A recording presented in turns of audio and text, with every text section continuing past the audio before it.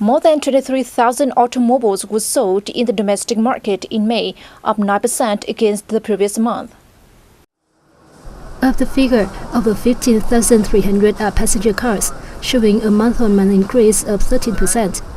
Meanwhile, nearly 6,900 commercial and 770 special-purpose vehicles were sold in May.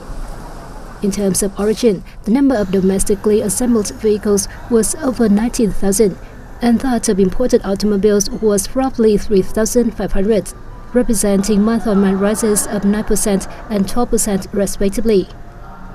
As many as 103,000 vehicles of all types were sold in the domestic market in the first 5 months of this year, down 6% over the same period last year.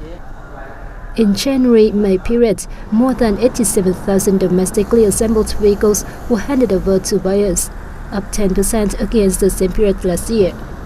The sales of imported automobiles dropped 46%.